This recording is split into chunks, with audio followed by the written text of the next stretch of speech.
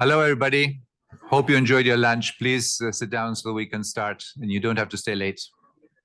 Thank you.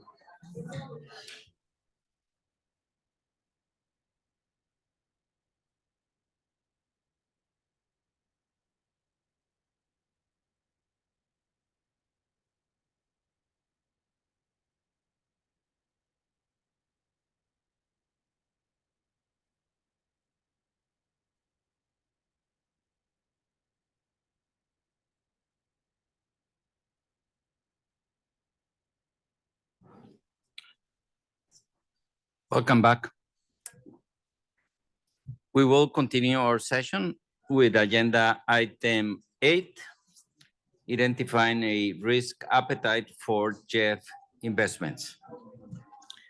I would like to invite Mr. Jonathan Caldicott to introduce document GEF/C66/13, GEF risk appetite.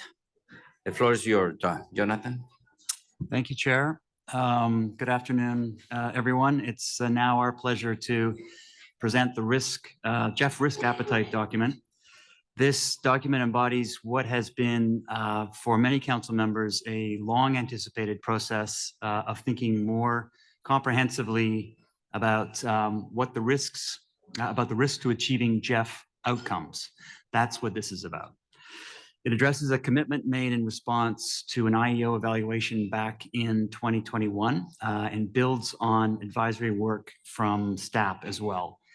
Importantly, it is the result of collaboration among a working group of GEF Secretariat staff, representatives from STAP, and council members from constituencies that include Australia, Brazil, India, and the United Kingdom.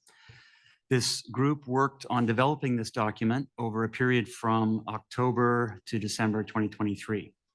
And members of the group may also wish to speak to this. I have just 3 slides to summarize what the working group has come up with in terms of a risk appetite.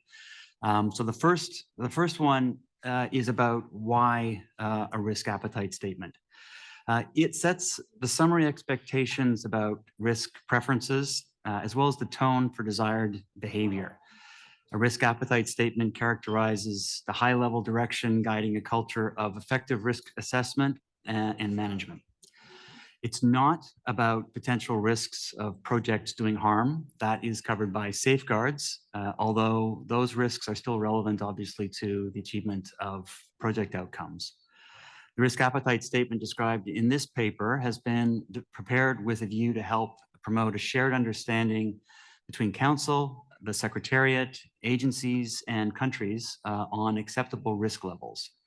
This includes identifying areas where higher than average risk levels may be encouraged in order to achieve greater global environmental benefits.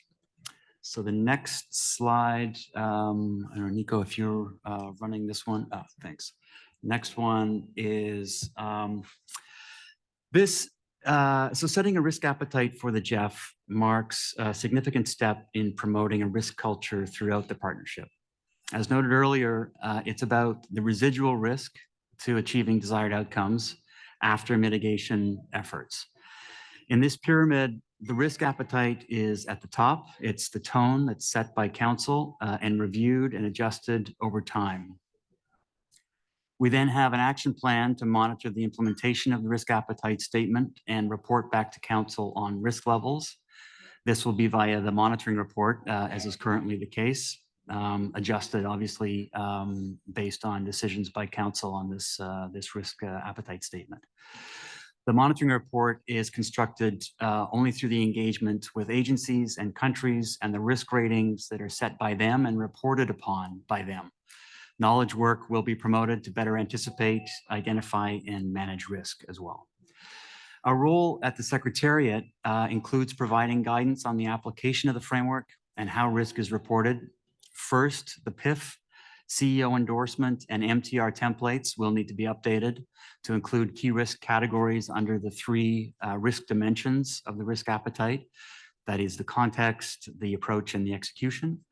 Agencies will be asked to rate the residual risk, which reflects the remaining risk after implementing the mitigation measures. Each cover note of future work programs submitted for council will include a descriptive summary analysis of the risk profile of projects and programs that are included in that work program. The monitoring report will also conduct an analysis on risks in projects and programs within the context of the risk appetite level. Finally, much learning is expected as we go forward with this from implementation.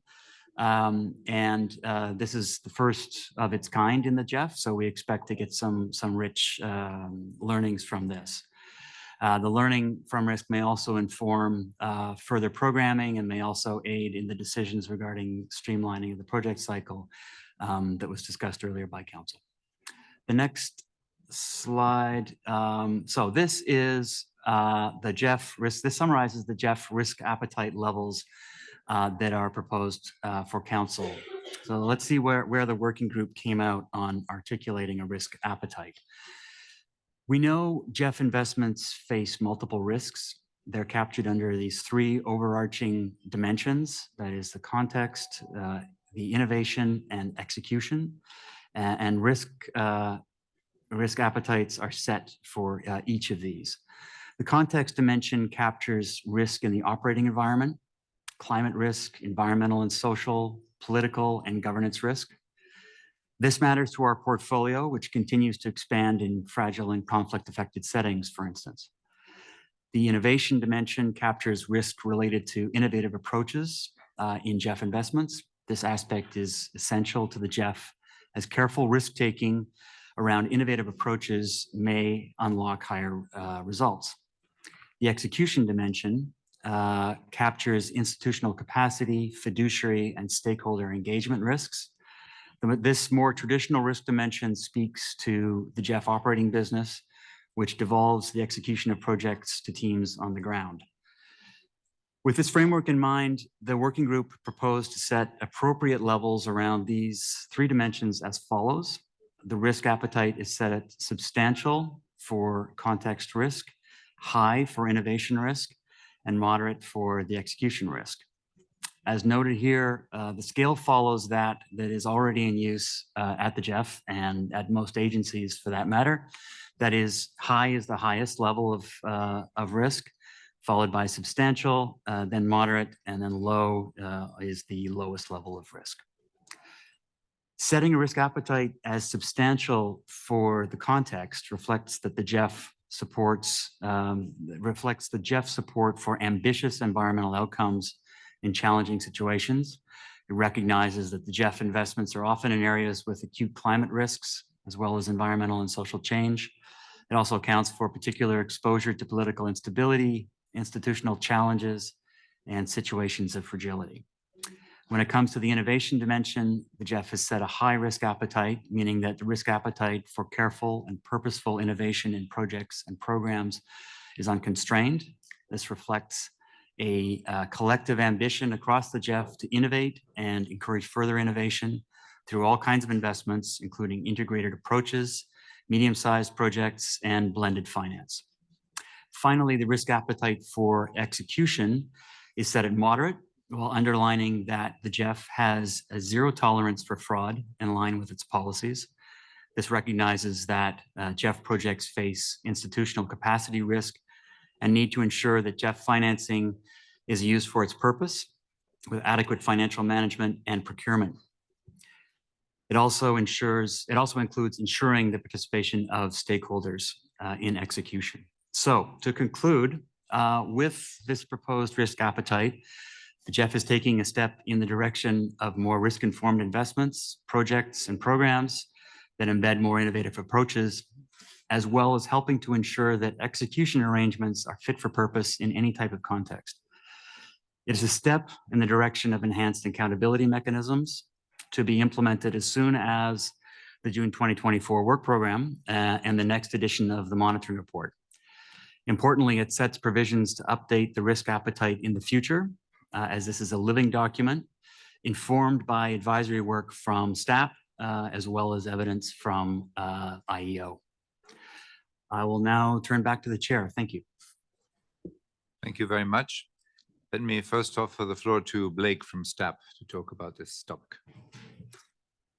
Thank you, William. First of all, let me say that it was a pleasure to participate in this working group. It's not the typical way that papers are developed for council consideration, but STAP was very pleased to be a part of this process. I guess I just want to make two overall points to complement what Jonathan has said to introduce this appetite statement and framework. The first is what's new, and secondly, why is it important? So in terms of what's new, I think there are three things I'd like to point out: that it's explicit, differentiated, and comparable in the way that it sets forward a basis for thinking about risk. Explicit in the sense that we all make assumptions about how much risk can be taken on in developing particular investments at the project or program level. And this is a way to be very straightforward in disaggregating those and describing from council's perspective what the desired appetite level is. It's differentiated in the sense that it moves beyond the notion of overall risk to be able to talk differently about those contextual versus innovation versus execution risks.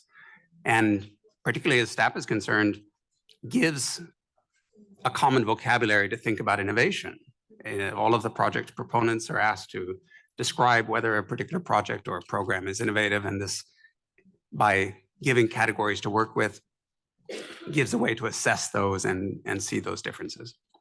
And it's comparable because, as Jonathan mentioned, it provides a shared framework, but it also then gives guidance to how to measure these different types of risks, and therefore can be a basis for better comparison across projects and programs at the whole portfolio level. Why is it important? I guess I would start by saying, as council was deliberating before the lunch break, it can really underpin a more nuanced discussion around the learning agenda. That if there's clarity about where risk is being taken in the portfolio and what types of risks, that this can provide a better basis for then learning about the challenges to implementing in those different types of contexts and with different approaches. Hopefully, it will also provide council a basis for much more strategic deliberation over that balance of risk and results. And finally, with a particular focus on innovation, it will help to identify where there are barriers, for example, around institutional and policy change that are comparable across contexts, and where those can be used as a basis for learning, where there are particular results that are emerging, for example, around the increased investment in financial and business model innovation. So to sum up, in my perspective and on behalf of STAP, we're encouraged by the progress in terms of the framework that's been put forward, and hope that it's one that becomes a strategic asset for the council in its understanding and strategic deliberation over the work program going forward. Thank you. Thank you very much, Blake, for that perspective. Now let me offer the floor to Ben so he can give us his view. Many thanks, William.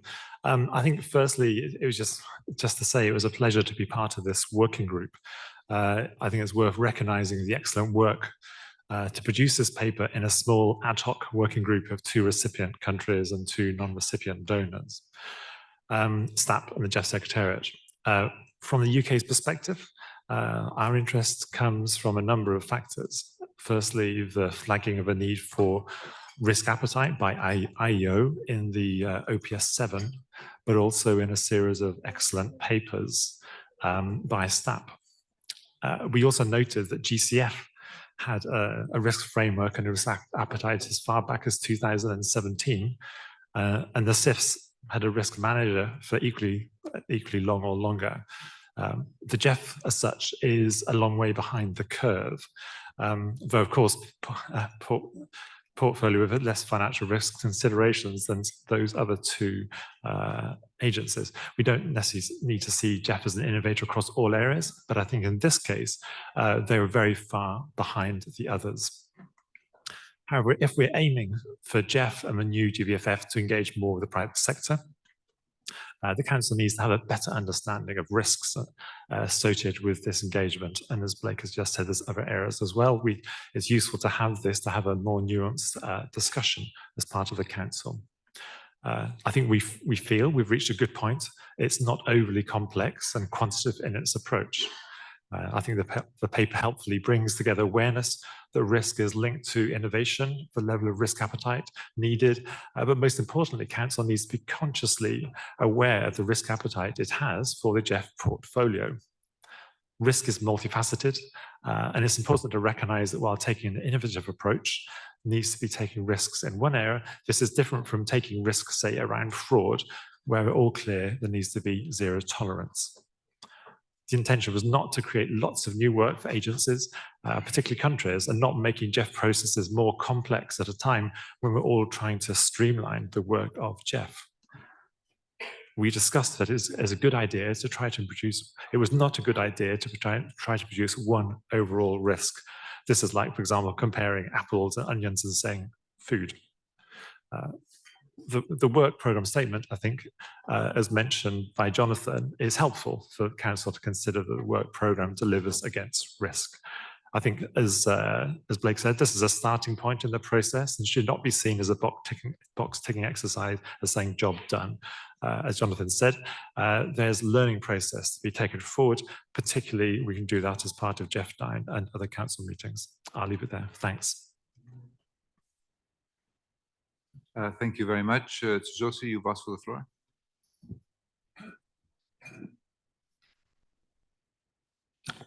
Thank you, Chair. First of all, thank you for the team that preparing about that this document. And we understand the necessity for the GEF to set an appropriate risk tolerance for the GEF portfolio in promoting innovation. In this context, we support the Secretary's proposal about the risk appetite framework. At the same time, we think that the design of the framework, such as the clarifying the content, probability of occurrence, and the impact of each risk category, and something like that,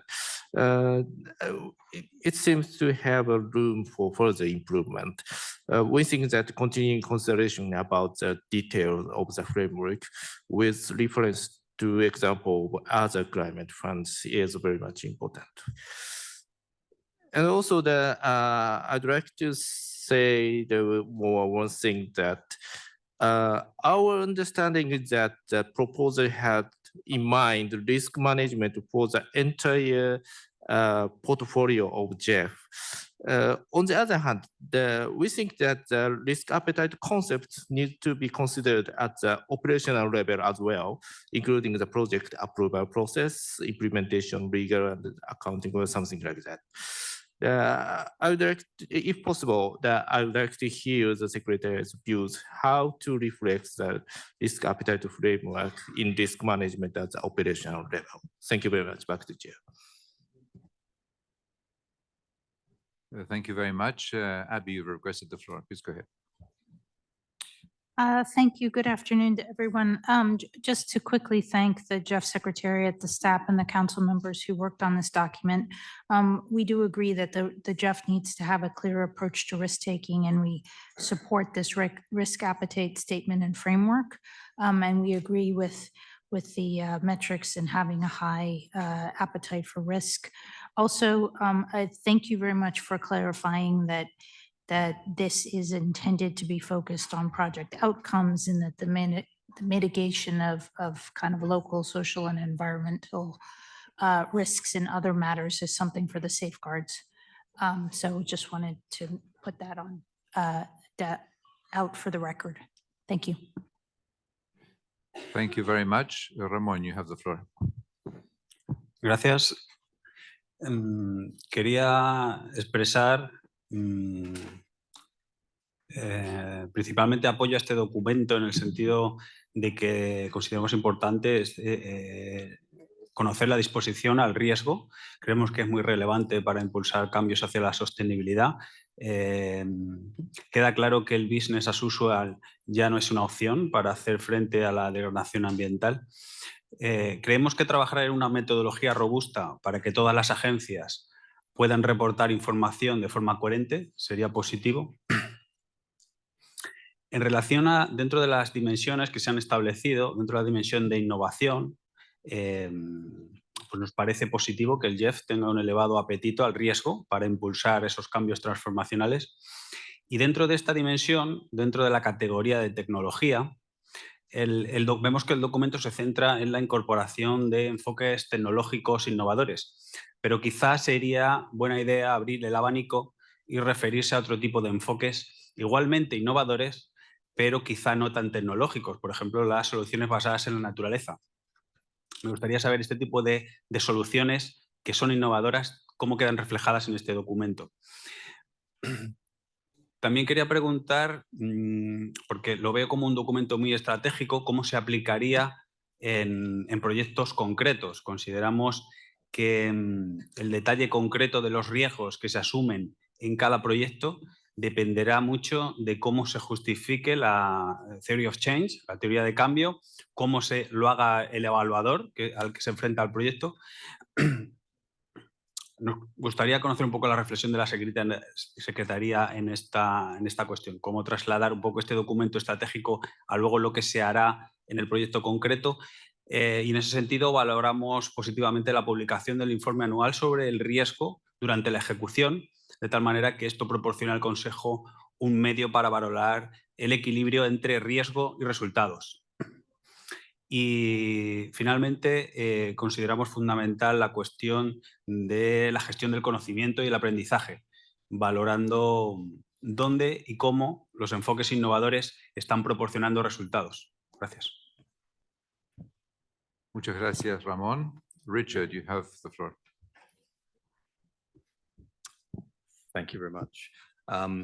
I'd like to, like others have already indicated, thank the GEF Secretariat, staff and council members for their representation in the working group. I was also a member. I think it was an excellent process and very collaborative, and I think came up with a product that is much needed for the GEF. We work as a constituency, we welcome the initiative.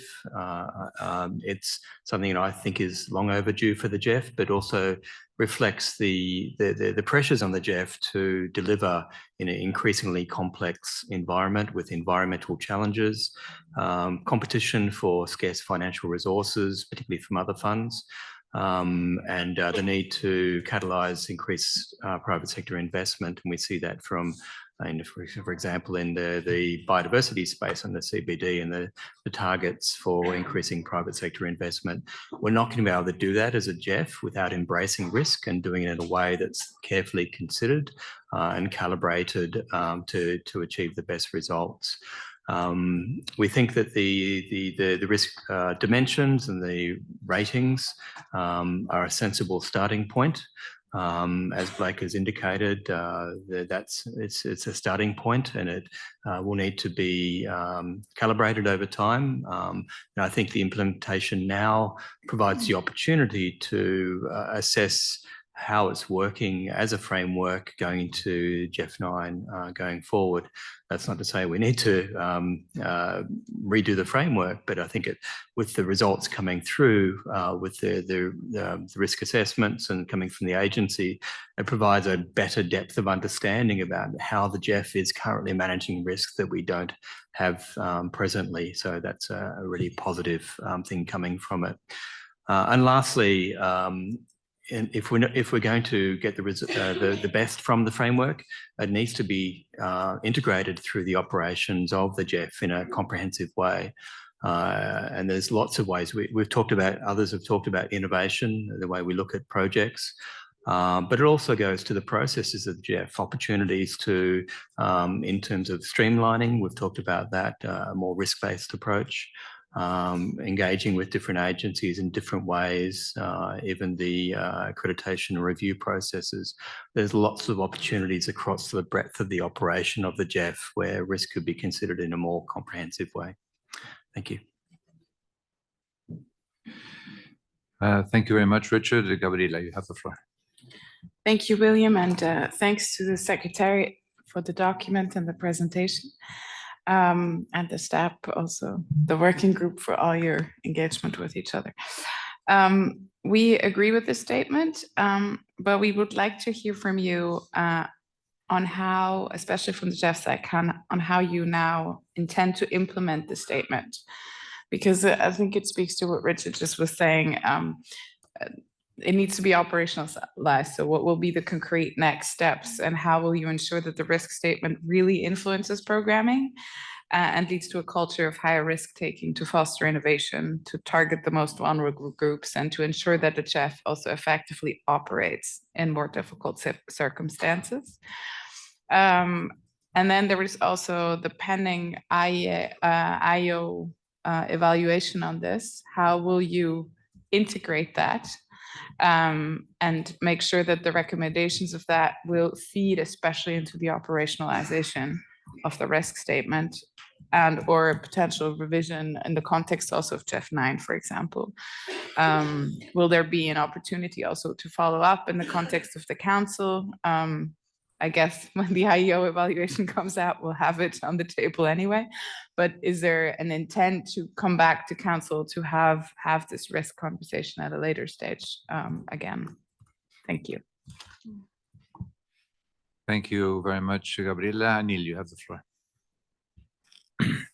Thank you. Good afternoon, everybody. India appreciates the preparation of the risk paper, and it's a step in the right direction as most agencies and partnerships have articulated the risk statements.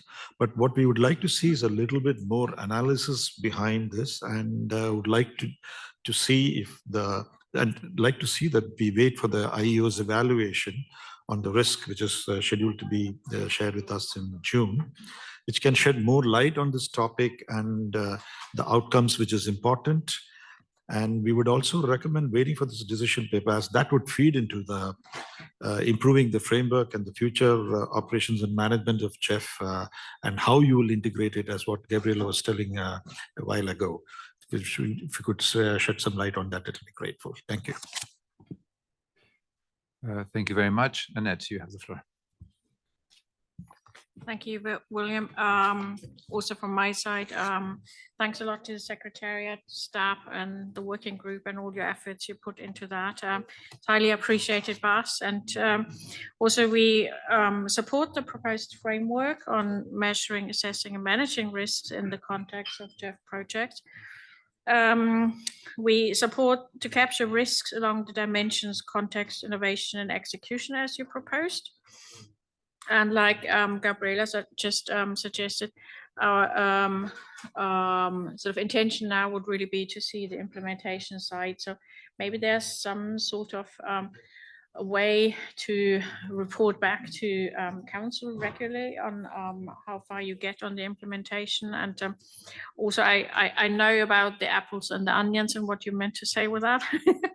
Just like to focus on the financial risks now. After the explanations we received here, am I right in expecting sort of regarding the GEF's risk appetite to sort of change in a way that now when we set up new projects with various agencies, that the innovation is going to be used in a way that there's actually more risk appetite for various new financial instruments, like what we're exploring now at the GCF in the investment committee there. And so does that also mean that we could possibly see a strong engagement of MDBs and IFIs and for that, because they are really the ones experts for exploring these financial risks? Yeah, those are my questions. Thank you very much. Thank you very much. Emily, you have the floor. Thank you, William.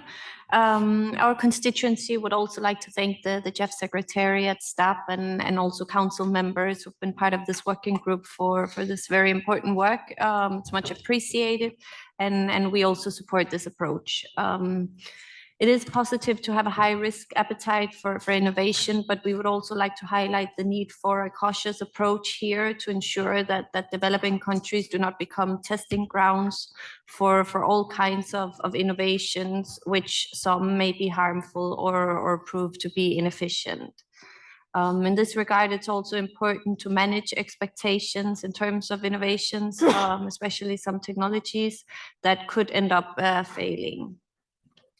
Furthermore, according to the most recent monitoring report, the risk ratings are highest in LDCs and SIDS, and we would therefore like to know whether a targeted risk assessment or statement and measures have been considered specifically for the LDCF and SCCF. And finally, we would like to suggest that the IEO includes a chapter or evaluation on the risk appetite in the upcoming OPS 8. Thank you. Thank you very much. Karin, you have the floor. Thank you. Sweden also welcomes this risk statement and framework and welcomes an increased focus on innovation to achieve transformative change and environmental outcomes in line with GEF's mandate and goal.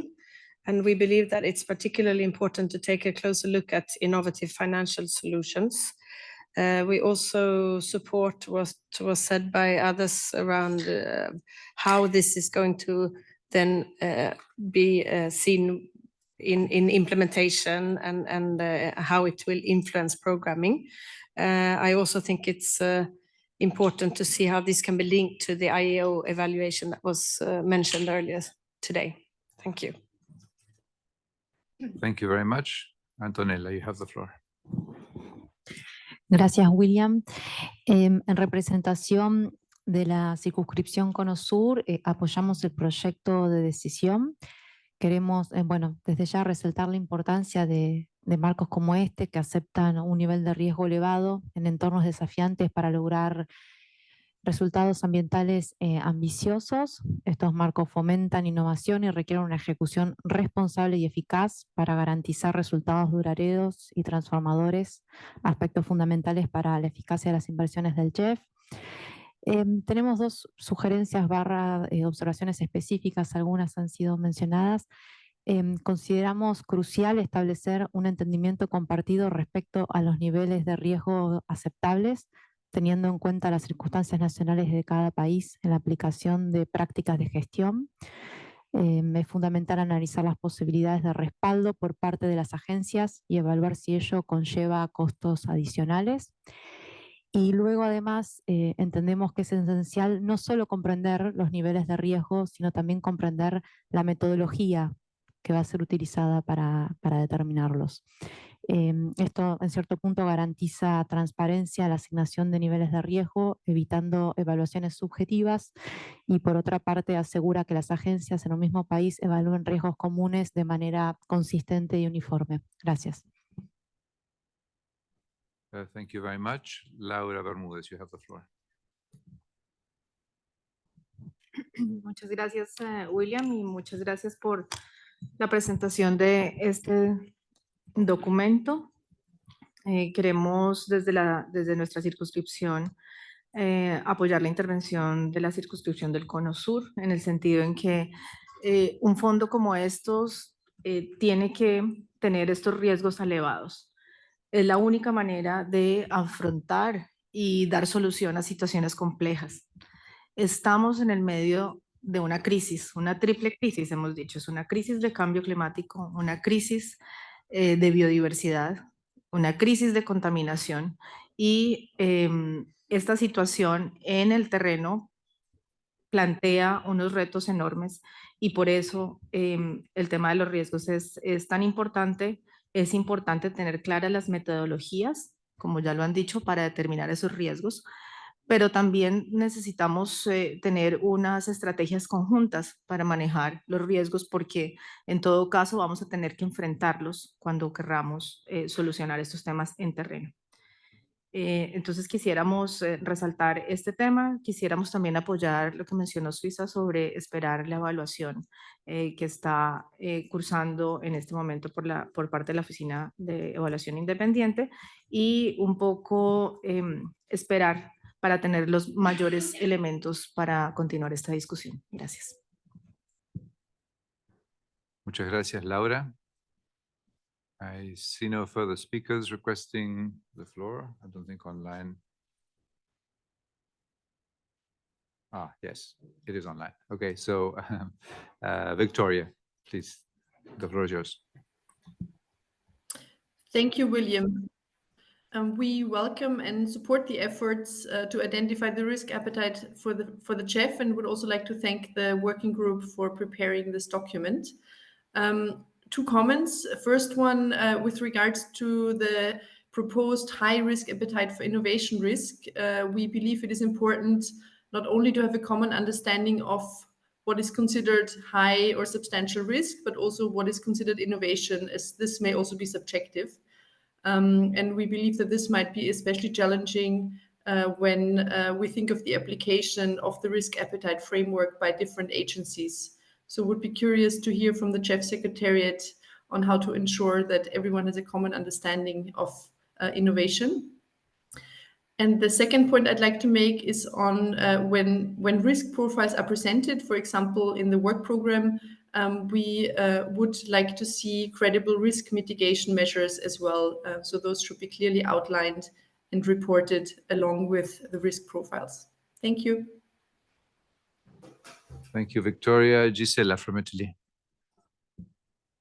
Thank you, William. I would like to thank the Secretariat, staff, and the working group involved in this exercise for the elaboration of this risk appetite framework. As many council members already said, this framework is a necessity. It will be helpful to take a weighted deliberation, identifying barriers and measuring the risk at the operational level. We support the proposed document and the proposed level of risk for innovation context and the execution. And in this regard, I would like to hear from the Secretariat a response to the questions and comments raised just now from Victoria. And finally, I would like to invite the Secretariat to consider this document a living document in order to adjust it according to changes in risk environment. And related to this point, I would like to support what Annette said about the to enhance the cooperation with the MDBs and the harmonization in this regard. I think that this framework should be part of the harmonization that should be considered in the joint declaration subscribed by the climate funds. Thank you. Thank you very much. So now, yes, I don't see any more speakers requesting the floor. So Jonathan, it's over to you. Thank you very much to all the council members for these comments, for the support to moving forward with the framework and for the additional advice that's been provided.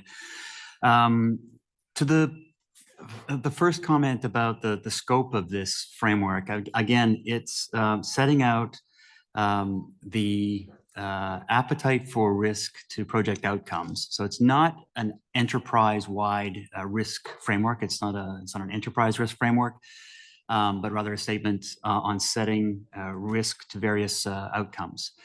So there is an execution component to the framework, and that's through capacity for information for implementation.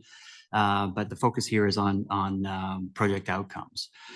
There were some questions regarding innovation and the scope of innovation. What does it mean? The working group deliberated on this, and there's some description of this in the paper, but it's not limited to just technological change. It includes institutional policy innovation, It also includes things like business process and business model innovations. It can include things like transforming to concrete outcomes. So how this will manifest itself in implementation is first through the work program, where the expected risks for projects will be expressed for each project that comes to approval and consolidated in the work program. This will then be monitored. It'll be reported by agencies through the midterm reviews and consolidated by the Secretariat in the annual monitoring report and then reported to Council. So there's an opportunity for Council to get information through the AMR and also to understand the level of risk that is proposed in each of the work programs. The question from Switzerland on how it will be implemented practically. I mean, that's a summary of how that happens. We're going to update the templates that are filled out for at the PIF stage for inclusion in the work program. We're also going to, we mentioned some knowledge management and learning activities, as well as the regular monitoring that I mentioned. We expect that there'll be an opportunity at each council meeting and each monitoring report, and obviously in the GEF 9 recommendations and discussion that happens there for adjustment. So we share the view that this is a living document. It's something that can be adjusted at any time. And at the replenishment level, there's an opportunity for participants to give guidance to council on how they see the overall risk appetite moving forward. Agree with India that the IO evaluation will indeed be a helpful input. I believe other council members made that point. But we would argue that we shouldn't wait for that. As Ben noted, it's already been a long time coming. This has been a long time in development, and the working group was tasked with responding essentially to mandates that have already been given to move forward on this. So the IO evaluation will give us obviously intelligence and guidance to course correct and adjust, which we would again see as part of a process of adjustment to the appetite framework as we go forward. Yes, to Annette's question about being explicit, we're being explicit about a high risk appetite, and we think this is positive signaling to countries and agencies and to us in the Secretariat to push the envelope in some areas. And again, this will be reported specifically in the work program. There isn't a targeted risk statement for LDCF and SCCF. The idea is this would cover GEF activities overall, and agree that innovation in this case doesn't necessarily mean greenfield experimenting, but rather a more deliberate, a more careful, a more considerate, and an informed risk taking. There's a question about whether we thought the framework would lead to a differentiated treatment of countries. I mean, we don't believe that this will, but as I mentioned, it will rather allow council to translate its risk appetite into decisions. So translate the risk appetite, high appetite for innovation, for instance, into action through approvals of the work program. Yes, Victoria's question about common understanding of innovation. Again, it's important to remember that this is about residual risk after the mitigating measures have been put in place. And the templates will have reporting by agencies on mitigating measures and ratings that have been applied. They'll then be consolidated by us and reported to council. And what is innovation? Well, I mean, we have a bit of a description in the paper, but it's essentially something new, testing new approaches, pushing the envelope. We provide some guidance on that, but there's also opportunity for refining that and further developing it through the sort of consultation with agencies that we would have going forward. Thank you. Thank you very much. I see no further comments, so Mr. Chair, back to you. Thank you so much to the council members. Thanks to Jonathan. So with these, also to Blake. With this, I would like to invite council to adopt the draft decision, including in document. Just a second. Yes. Document GEF/C 64/13. I see no objections. Approve. Thank you. Now let us go to agenda item 14. Gap analysis of GEF funded activities and engagement in fragility, conflict, and violence affected states. I would like to invite Jonathan once more to introduce the document, GEF/C 66/09, gap analysis of the GEF funded activities and engagement in fragility, conflict, and violence affected states. Jonathan, the floor is yours. Thank you, Chair. And I'd just like to introduce Ikuko Matsumoto for those who may not know her, joining me here at the table. Council will recall that we prepared this paper for the Brazil meeting as an information note, and there were requests that it be tabled for discussion at a future meeting, and that's why it is prepared and tabled for you here.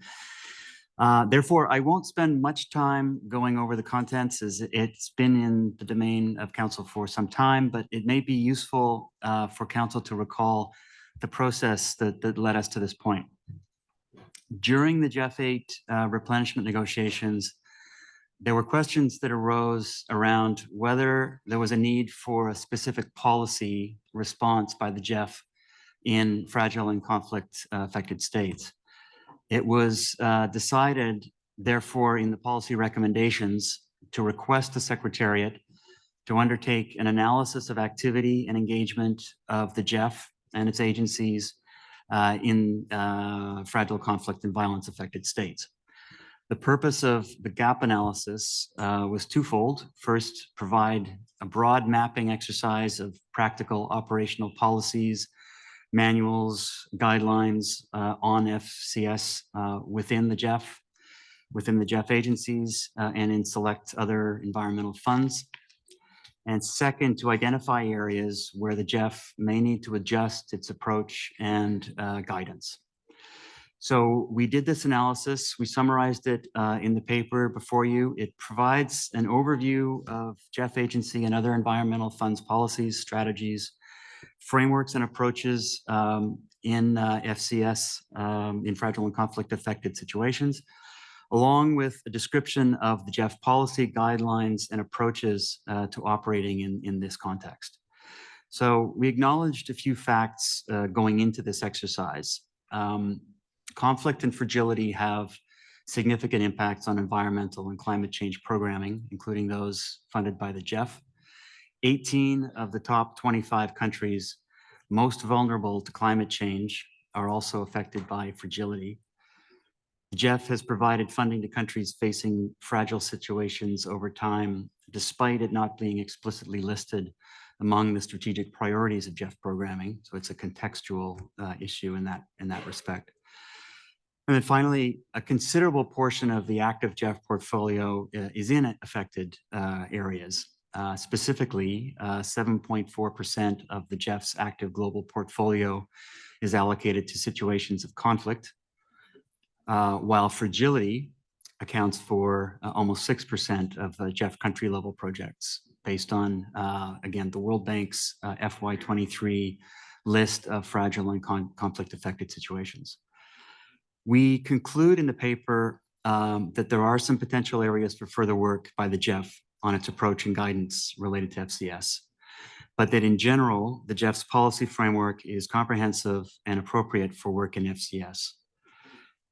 As for the next steps, where we may need to adjust our approach and guidance, responding to the earlier IEO recommendation, which preceded the GEF 8 policy recommendation. So the IEO recommendation came first, the GEF 8 replenishment negotiation policy recommendations then came afterwards. So we will continue to do two things. One, develop voluntary guidance for GEF projects in FCS countries, particularly for use by the GEF agencies that have not developed FCS-related policies and operational guidance.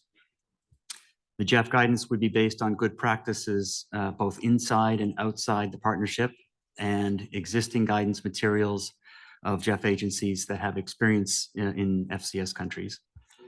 The guidance from the GEF for FCS would be dynamic, it would be adaptive and revised on an ongoing basis to reflect lessons learned and the changing context, including, of course, the outcome of any future replenishment negotiations. The second area for next steps and for action by the Secretariat would be to share lessons learned and different approaches, analyses and tools, training materials that are essential for the successful delivery of GEF projects and programs. The GEF Secretariat would explore opportunities to enable these exchange of experiences and approaches to work in FCS contexts. So with that, we welcome Council's interest in this important area. We look forward to any further guidance that may be provided on this issue and pass back to you, Chair. Thank you.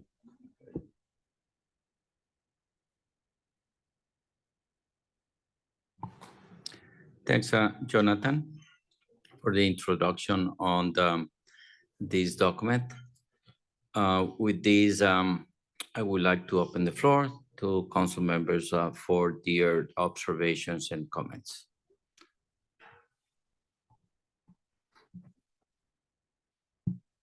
So Ben, you have requested the floor. Please go ahead. Many thanks, and sorry to take the floor first again this time. Firstly, many thanks to Jonathan for that helpful introduction, and also many thanks for the gap analysis paper and also bringing it to this meeting. I think this paper is was important follow-up to the GEF 8 replenishment, as Jonathan has mentioned, and I think it's important in that context to take this seriously. So we very much welcome that now. Obviously, you mentioned, I think it came as an information document in June, and now it's been brought for discussion. So I think we need to consider this document as that carefully. I'm also conscious that the staff, I think, for this meeting produced an information document as well, which I think was useful and maybe good timing as well. So it's worth reading that and considering that a long time alongside this paper. I think that one of the things I think that talks about is the fact about the potential that in the past was discussion about GEF's ESS guidance being expanded to consider conflict-affected situations. It also mentions, for example, consideration around flexible and adaptive management as well is important in those sorts of contexts too. So I think all these things are useful things to be considering.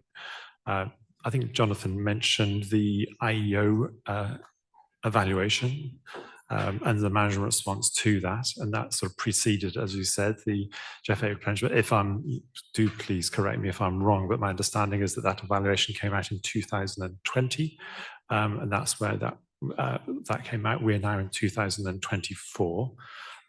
So I think that in that paper it said that GEF can develop guidance in those contexts. So as far as I understand, that hasn't happened yet. So we also think, so that's one thing, I think, area to follow up, and I think it's useful to be clear about how that's being followed up. I think it's also important for the GEF to be coordinating its approach with GCF and sharing lessons learned and what can work together to increase funding to the most important of vulnerable countries, and particularly underserved countries like SIDS and other vulnerable countries. So I guess in summary, I think it's important to understand where the Secretary is in terms of these different areas, and also to consider and also understand the question to what extent you're engaging on this issue with the GCF as part of your long-term vision. I think it's important as consequence to have a clear decision on this. And I've got text which I can read, but I've also shared that with the Secretariat as well. I think one of the important things to look at there is, basically in summary, is that it's useful, I think, maybe for the next council to have a clear timetable about when GEF is going to be taking these things forward. As I said, the work on the guidance was back in 2020. We haven't seen anything yet on that. Or understand, but maybe you can clarify that one. So I think it's useful to have a timetable about when you're going to take these things forward. I'll leave it there. Thank you. Thank you very much. Faisal, you have the... Thank you, Mr. Chair. The GEF CISO network acknowledges the GEF commitment to conflict-sensitive programming and context-specific approaches in FCV-affected states. We note that the gap analysis has indicated that most GEF agencies have detailed policies to address FCS, but we support the proposal for developing further GEF guidance. We offer the following comments and recommendations.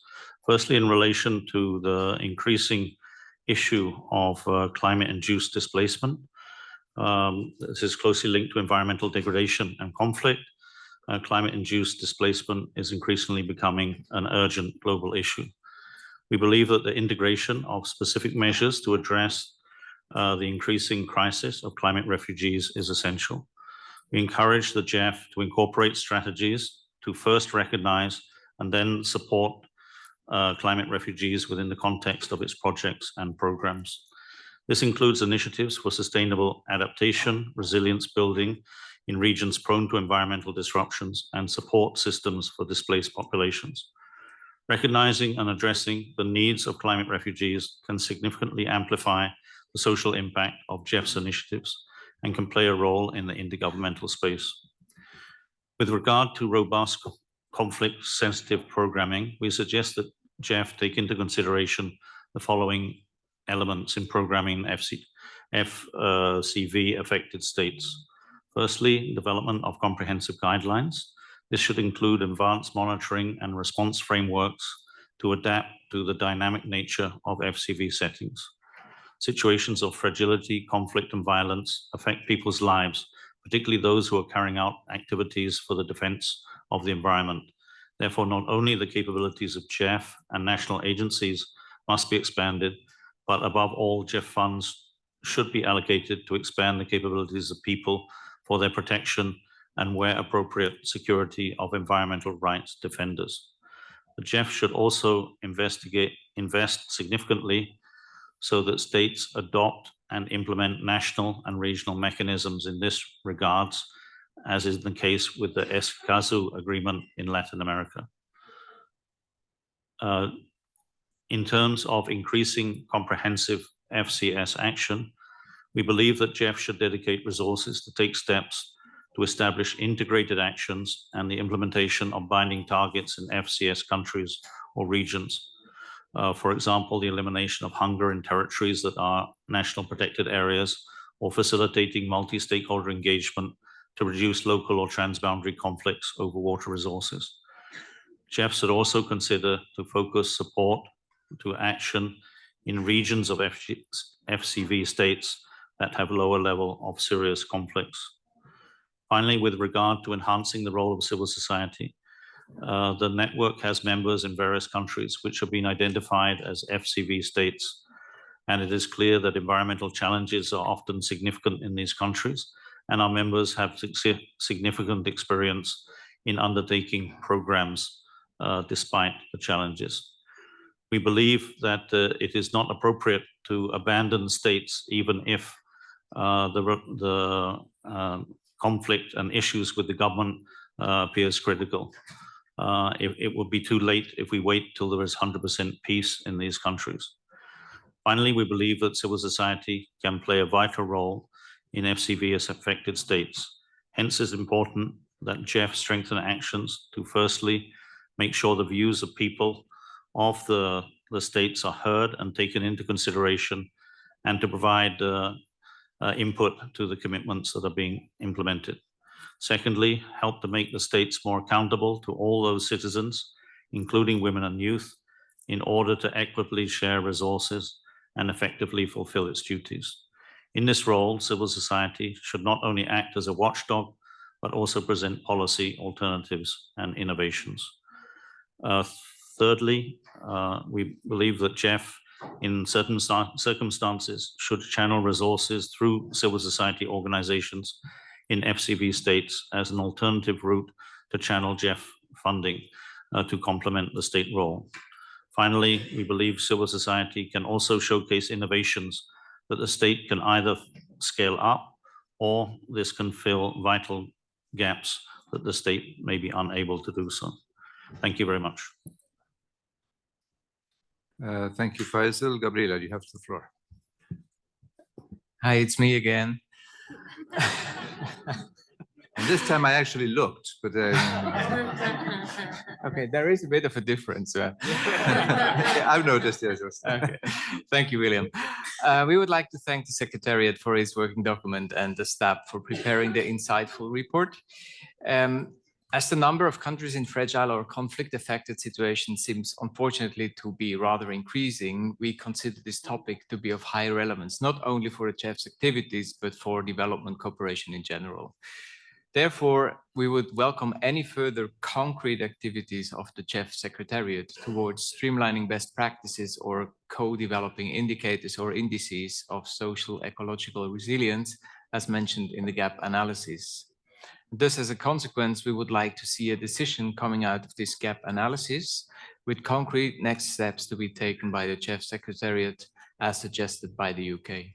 Thank you. Thank you very much, Andre. Karen, you have the floor.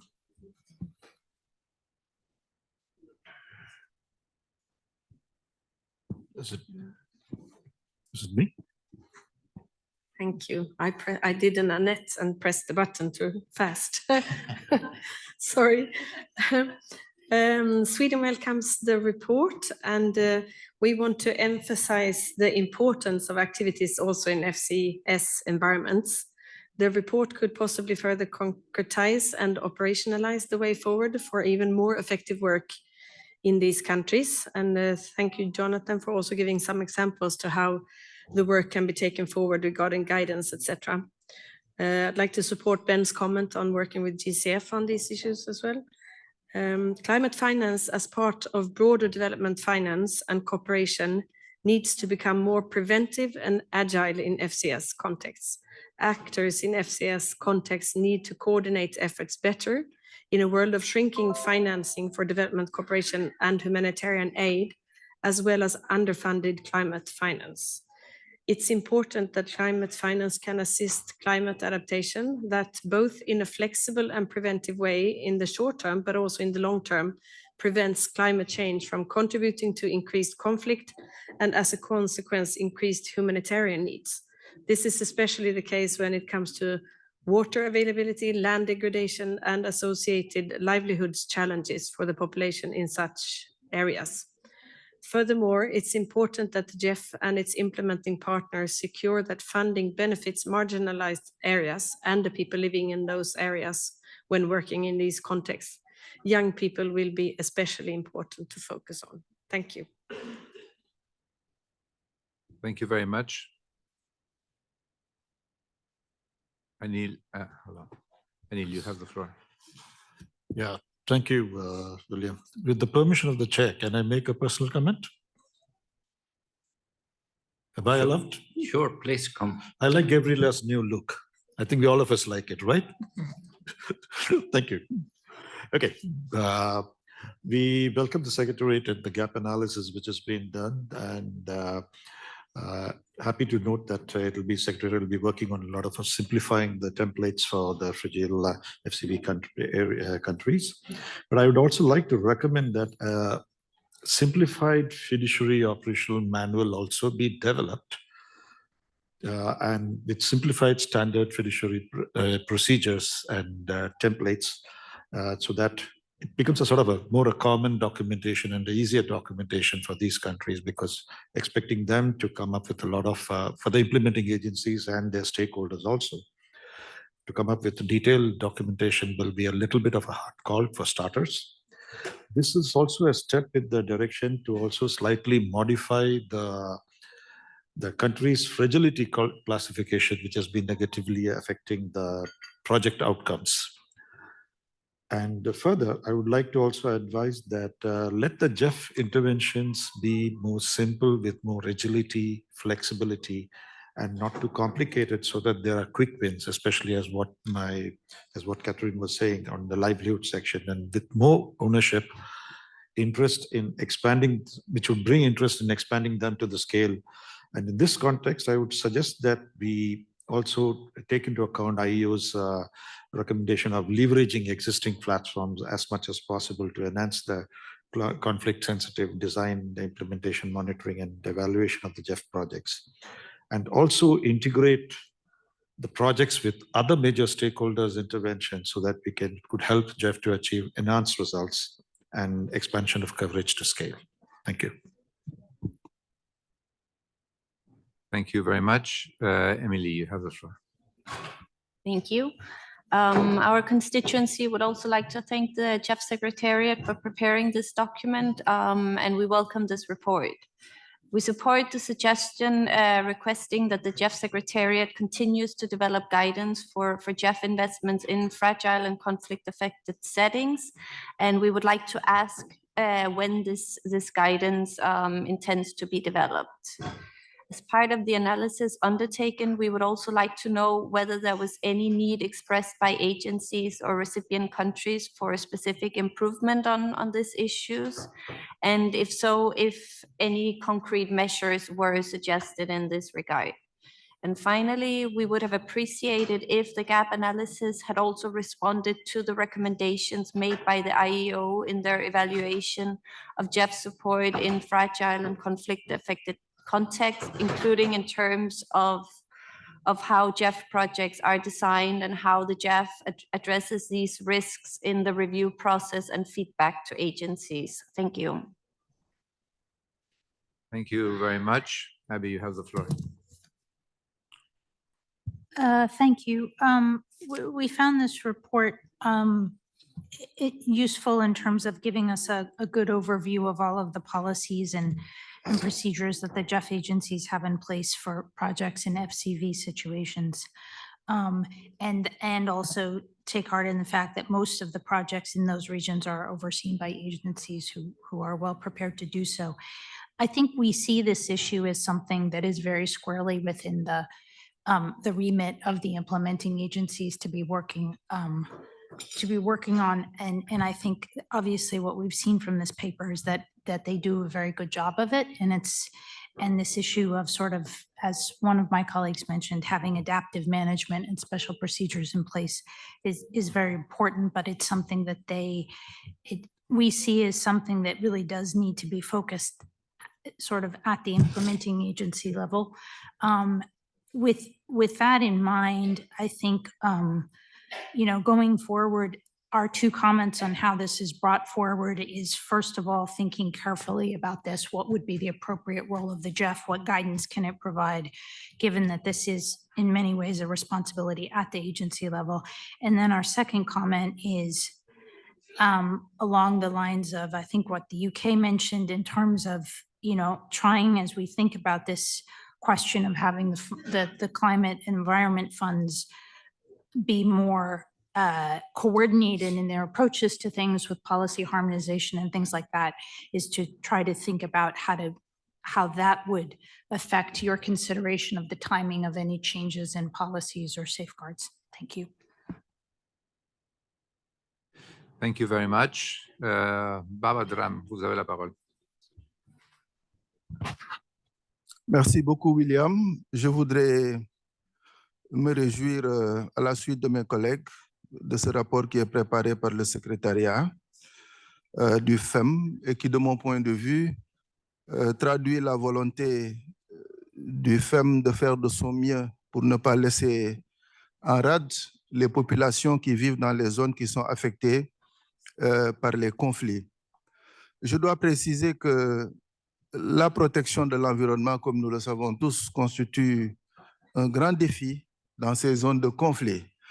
Néanmoins, comme l'a rappelé les représentants des organisations de la société civile, nous ne devons pas, à cause de ces conflits, abandonner ces populations. Nous devons au contraire faire de notre mieux pour les accompagner à travers des modalités de financement de projets qui prennent en compte leurs préoccupations, mais également leur besoin de protéger leur environnement qui souvent leur offre les moyens de leur survie. Si nous ne le faisons pas, ce qui se passe très souvent, c'est qu'il y a de forts déplacements de ces populations et ces déplacements de population très souvent engendrent un déplacement de ces conflits qui risquent malheureusement de parsemer dans beaucoup de régions en Afrique et particulièrement dans notre circonscription. Parce que comme vous le savez, la circonscription des pays du Sahel est aujourd'hui gangrénée dans beaucoup de pays par le terrorisme, avec beaucoup de pays qui peinent aujourd'hui à intervenir dans des zones où justement évoluent les mouvements terroristes. Ce n'est pas, de mon point de vue, une raison pour abandonner ces populations. On doit au contraire essayer de voir les modalités les plus appropriées pour permettre aux femmes justement de poursuivre son appui à ces pays. Et cela me fait réfléchir sur aujourd'hui comment nous devons réfléchir sur la possibilité d'intégrer les questions environnementales dans les grands projets humanitaires qui sont développés dans ces régions, au moins pour permettre à ces populations, n'est-ce pas, de ne pas vivre doublement des peines, d'abord les difficultés liées à la crise, à ces conflits, mais également la dégradation de l'environnement qui risque pour des générations et des générations de priver ces populations de leurs moyens de subsistance. Merci. Merci beaucoup. Tsujoshi, no, Yoko, you have the floor. Thank you, William. Japan also welcomed the analysis of the engagement in fragile states, and it is quite important to preempt the risk of conflict and violence and take preventive measures in advance at the point of the project formulation. We also hope this analysis to be institutionalized in project monitoring and evaluation in all implementing agencies, as pointed out by other council members in UK and the US. We also expect the further reporting in the future council meeting. Thank you. Thank you very much. Let me just check. There are no requests online, so then back to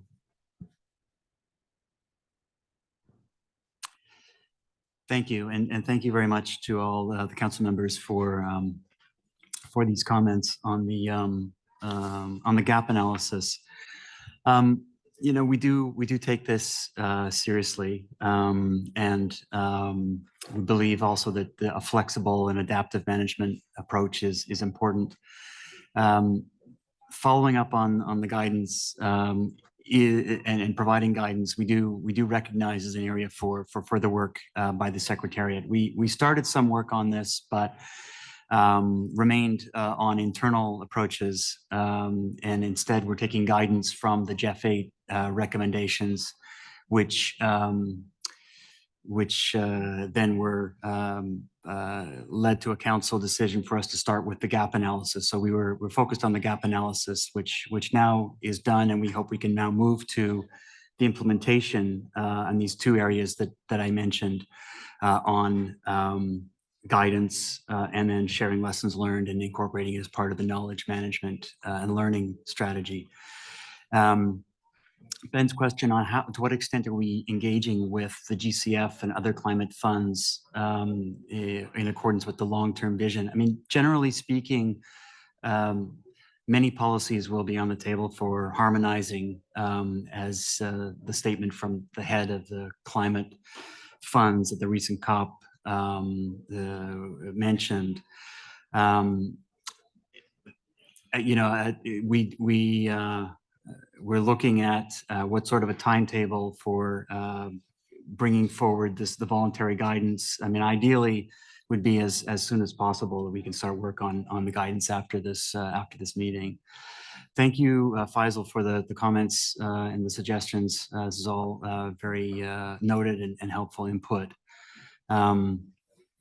as I mentioned, on the concrete next steps, based on the gap analysis conclusions, the voluntary guidance, a program of sharing lessons learned and knowledge sharing can be pursued, would be pursued. We did find in the policy gap analysis that specific policy amendments didn't present themselves as requiring amendment at this time. Obviously, that can change over time. To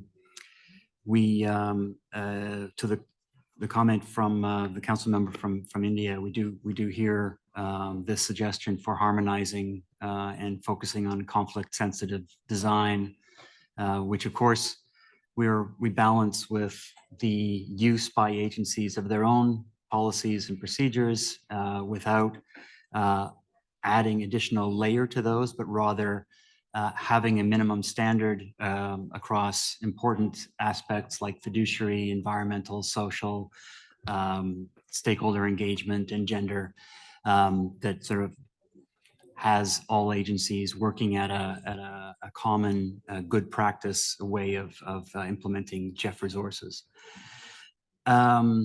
We did get specific requests, or the question was, did we get specific requests from countries and agencies for guidance? And yes, in the consultation process with agencies, obviously across the 18 agencies that range from large UN and multilateral development banks to smaller national ones, some do have very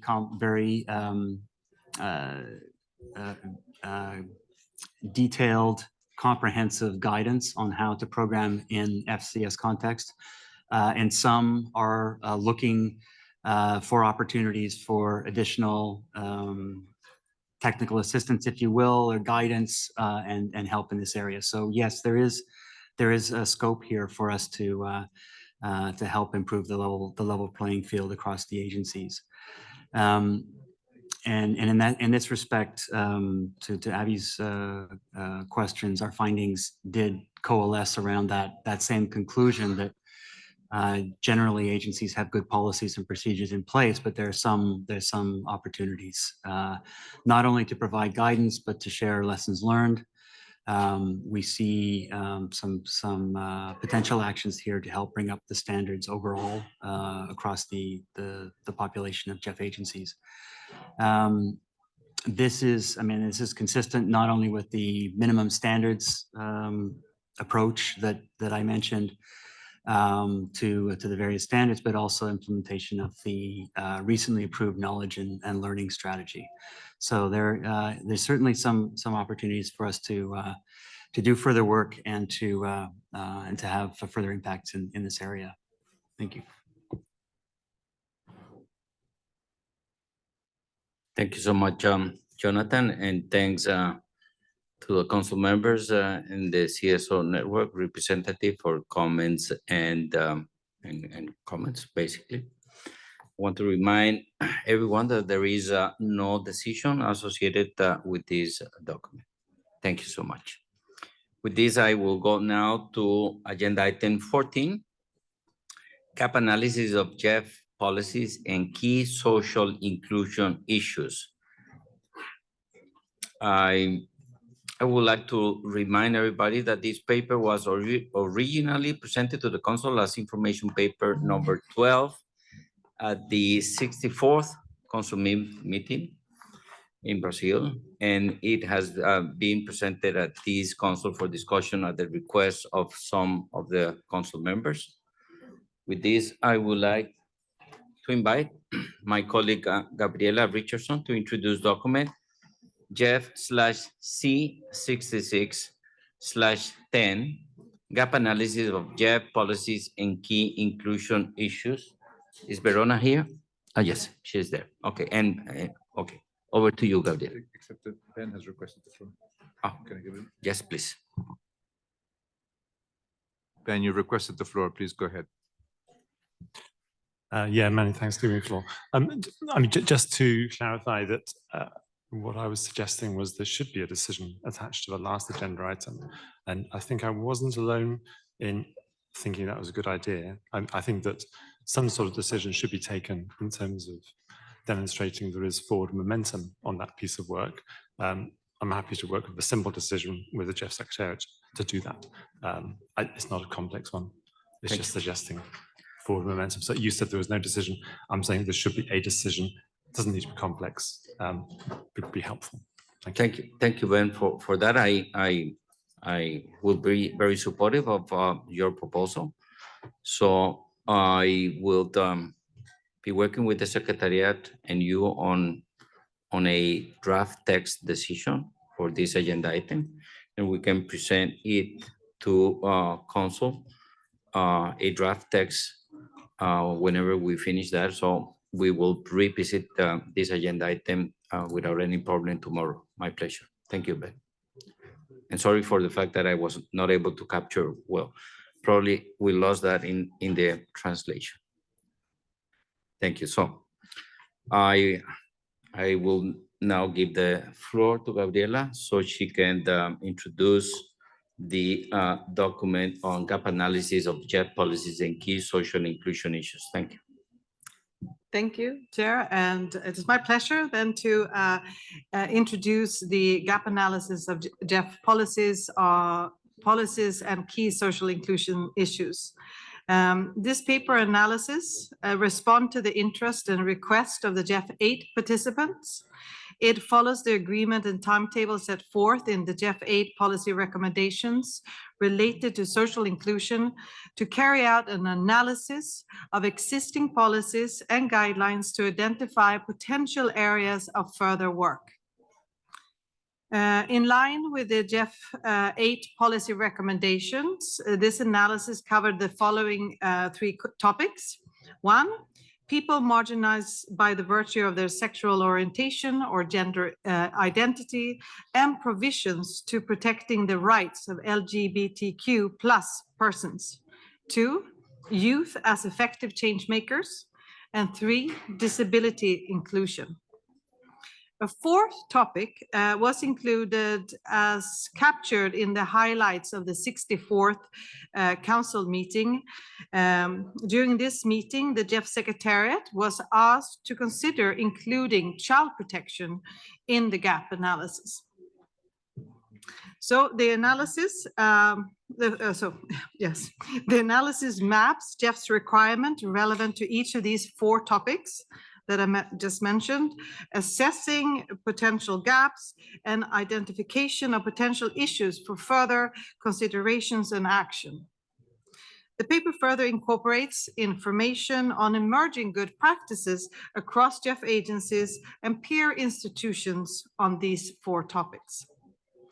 The paper confirms that the GEF policies on environmental and social safeguards, gender equality, and stakeholder engagement include important provisions that promote social inclusion and consideration of a range of social risks and impacts, including on sexual orientation or gender identity, disability inclusion, and child protection.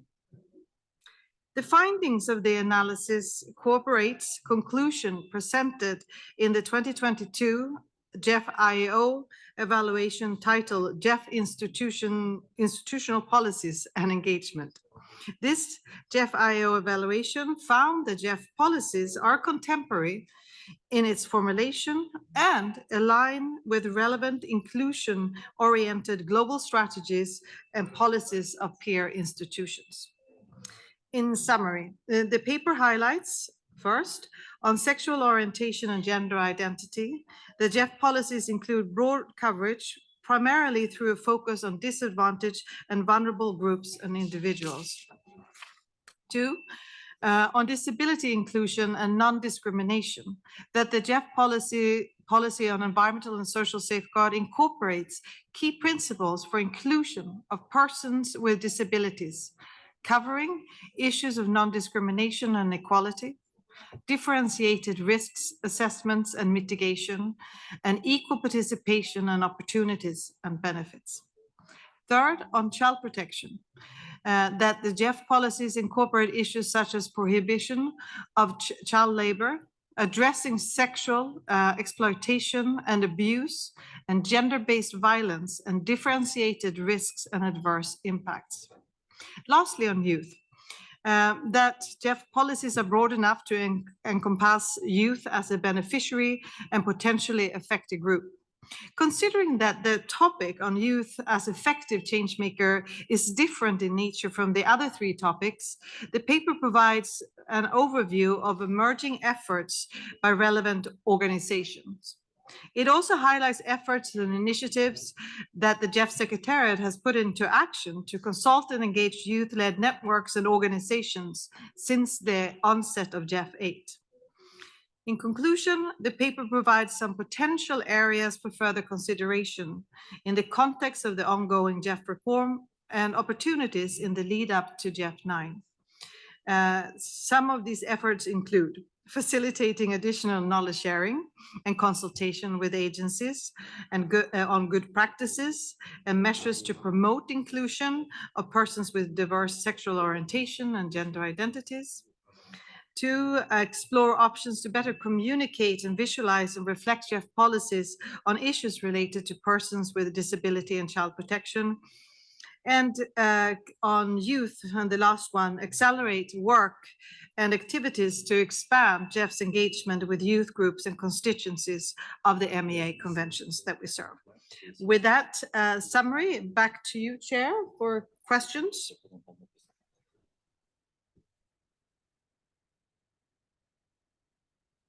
Okay, the floor is open for any questions or comments.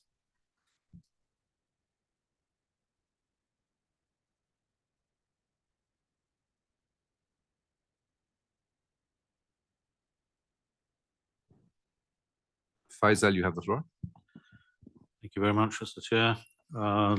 We very much from GEF CSO Network thank the Secretariat for this gap analysis and very useful paper. We are very happy to see the section here on strengthening youth as change makers and look forward to seeing more details about what detailed strategy or resourcing mechanism can be done for that. We are very happy with the measures proposed in paragraph 59 that the Secretariat has articulated its longer term ambition to enhance engagement with non-state actors, civil society and youth, including increasing financing to CSOs and actors, developing partnerships with civil society engaged with the convention processes, enhancing civil society engagement in project design, implementation and monitoring, as we've discussed over several items in the last 2 days, and also strengthening the engagement at the GEF Council Assembly and relevant events. So we look forward to discussing further with the Secretariat and wonder if there's going to be any more detailed process or mechanism to elaborate on these points over the coming period. We do very much think that the youth is a very high potential change maker. We have seen very effective youth movements worldwide, which have really changed perceptions and understanding of the very broad population and the situation in countries. And although it mentions in the paper that the youth are recognized in GEF policies as being beneficiaries and potentially affected groups, we think that that is a too restrictive definition, and we need to talk of youth as real partners. I think that the younger generation are reaping the negative impacts of climate change, land degradation, and so on, and we need to harness their frustration, their skills, maybe their lack of following the standard way of doing it, business as usual, to find new ways. And I think that's exactly what we need to do in order to be able to overcome the challenges. We know that we have 27 years left to 2050, when most countries have said they're going to be carbon neutral. That is never going to happen if we go at the same pace of progress. We have to harness the youth now, who is going to be maybe our age in 2050, and get them to be the one to make us change faster. And without working with the youth, the new generation, we are never going to meet the targets that we ourselves have agreed upon. Thank you.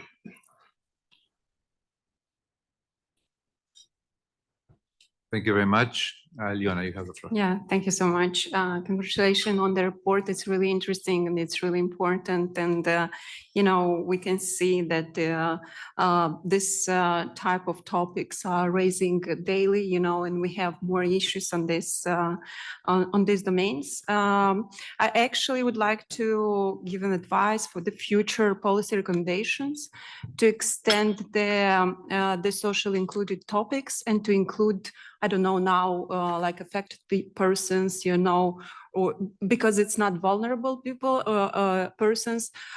We have a situation as, for example, war situation, as we discussed before, fragile, or have climate disasters that actually make people, migrate and move from one territory to another. So I think that this category, and we have to think now, how to extend it, because it takes more and more, and we have more and more cases. And this is really important to focus on future. So this is category, and we experienced from our case in Moldova when it started the conflict in Ukraine, it was really, we were not ready, to have the overflow of the people, coming and going, and it was really a mess. So it was really unstable, and that's destabilized the situation in the country, and everything. And in Ukraine, again, and I'll take the case of Ukraine as Kakhovka happened, and there are other cases when people, are moved, are forced to migrate. So let's take this into account. And it's not only this, but I'm talking from environmental point of view, the disasters that happen more and more. And it doesn't matter, you're developed countries or developing countries, if the weather happens, the disaster happens. So let's take this into account as an advice. Thank you so much. Thank you very much. Ben, it was your turn next, but I think I've turned off your microphone, so you just press it on again, please. Okay, ready. Thank you. Thanks, William. Thank you very much for the presentation, and also thank you very much for the gap analysis paper in this area. Again, just to repeat myself, this is a very important area of the policy recommendations from GEF 8. And we welcome the GEF sector bringing this paper to the Council for discussions, for full discussion here. We think it's very important to have consistent SOGI definitions to strengthen language and approach to disability inclusion and recognition that gender equality contributes to poverty reduction. We welcome that the paper had very clear tables of emerging good practice. You mentioned this, and the current coverage and the potential gaps in GEF policies, and there's also suggestions in terms of improvements on the stakeholder engagement, gender equality, and environmental and social safeguards. I think we need to take those suggestions seriously, and we need to be, and just to be very clear about this should be a clear decision on this agenda item where there wasn't one in the paper. We've proposed some language on this and we've sent it to the Secretariat, so you should have that. We also note that the paper talks about the upcoming review by GCF of their environmental and social safeguards. And I think this seems like an obvious area where agencies can work more closely together to increase coherence between agencies and reduce effort for agencies and countries responding to such guidelines. And again, to be very clear, I think the decision should be clear about how GEF will take forward that engagement in this area of GCF. So provide a text, happy to read it, but I think you have that text. Thank you very much. Thank you very much. Richard, you have the floor. Thank you, William. Thank you, Gabriella, for the presentation, and thank you for the work that was put into doing the gap analysis. That's greatly appreciated. Also, particularly appreciate the inclusion of the review of child protection policies. We agree with the idea to use the principle of non-discrimination in exploring the framework and inclusion. This would better align with the SDG agenda and the principle of leaving no one behind. We're also supportive of the analysis shift towards more inclusion across GEF policies. We support the various child protection initiatives already underway along the lines of what Ben was just mentioning more broadly, including the IDB, World Bank and the GCF, including the CSE risk assessment of child-friendly stakeholder consultations, and we would encourage greater adoption of such initiatives across other agencies.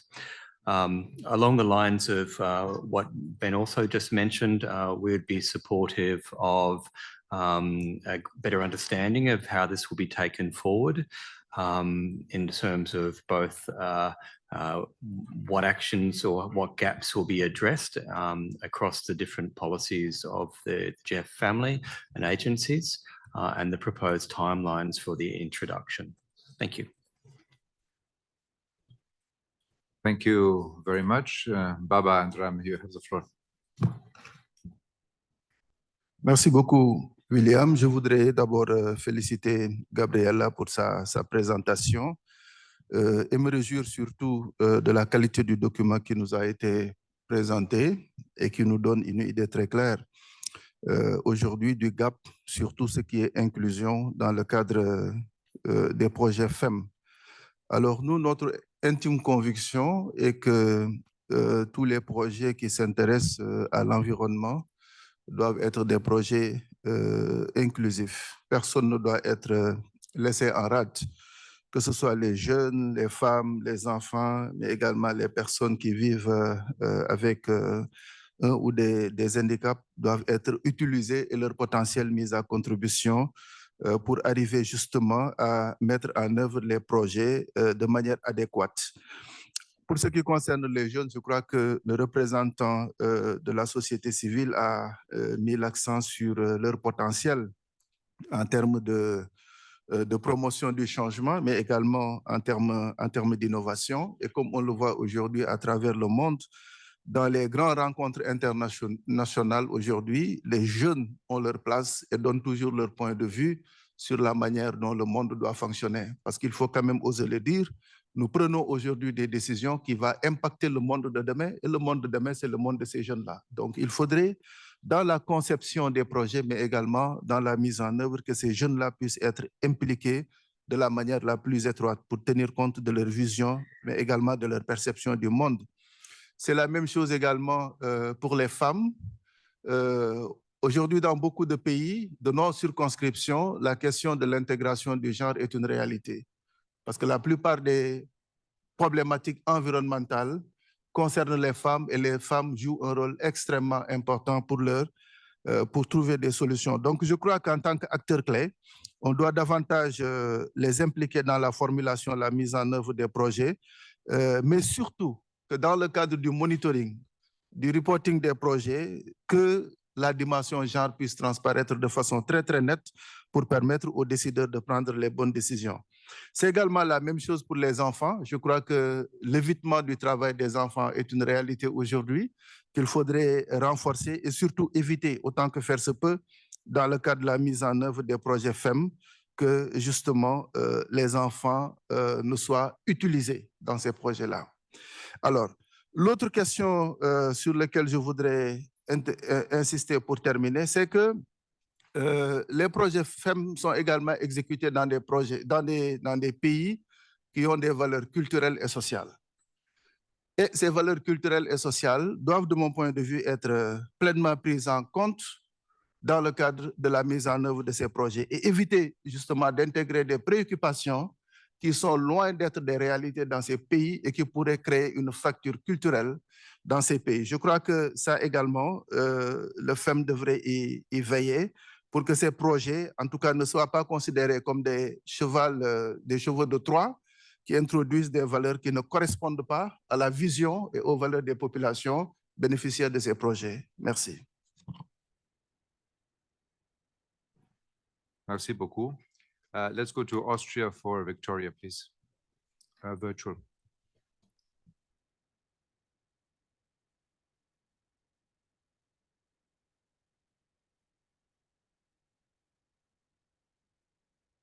We can't hear you, Victoria.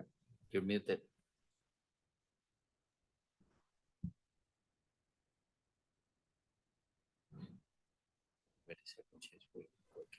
Can you hear me now?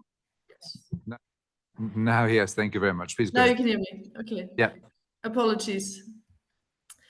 So we welcome the gap analysis on this important topic and would also like to support the proposal by Ben to have more clarity on how this will be taken forward. In addition, I wanted to make a remark on the GEF assembly last summer because we thought this was a very successful example of youth involvement of the GEF. And we remember that at the assembly, youth representatives made a number of proposals to the GEF, such as establishing a youth advisory council and having regional representatives. And we understand that this paper is focused a bit more on the policies and how the agencies are dealing with inclusion of youth. But we would nonetheless be interested to hear from the GEF Secretariat on how these proposals that were made at the GEF Assembly are being followed up. Thank you. Thank you, Victoria. Barbara, you have the floor. Thank you very much for the presentation and the paper. Canada has certainly long advocated for the importance of inclusion considerations across the GEF partnerships and it being integral to delivering global environmental benefits. We're especially pleased to see the inclusive spirit that was in place at the GEF Assembly in Vancouver, where we had, I would say, successfully created spaces of inclusion for women, youth, and Indigenous persons. The paper covers a wide number of areas which have already been touched upon, but I just wanted to flag the analysis around the GEF policies and the provisions regarding sexual orientation and gender identity. In our read of the GEF policy on gender, we feel it may not fully incorporate SOGI, the language in the intent, and we encourage GEF to look at inclusive language across all the policy suites. Really pleased to see the analysis around options to better communicate and visualize and reflect policy requirements on issues related to persons with disabilities. And to explore opportunities to expand engagement of youth groups. A number of colleagues have already spoke about the importance of that element and that is really where the future lies. And we look forward to see where this work progresses to. And for this reason, we'd also be very interested in a decision text that gives us a sense of the next steps and related timelines, given the importance of the work and given the excellent groundwork and the stock-taking piece that has already been completed. Thank you. Thank you very much. Laura, you have the floor. Yes, thank you. We also appreciate GEF's dedicated work on advancing inclusion in its operations. We believe it is important to apply a double focus, both to focus broadly on all persons and groups who may face discrimination or exclusion, and also to zoom in particular on persons and groups that may face particular challenges, including those listed in the paper. In the gap analysis, we agree with the challenges related to focusing work on inclusion mainly on vulnerabilities, as inclusion goes much beyond. We also find the reference to vulnerable groups challenging. Concretely, we suggest referring consistently to persons and groups in vulnerable situations, as this underlines the differentiated situations of persons and groups and the individual rights and needs. We support the proposed paper's actions forward and find that advancing inclusion should become an integral part of all GEF's work, areas of work, and not be advanced in silo or add-on. Thank you.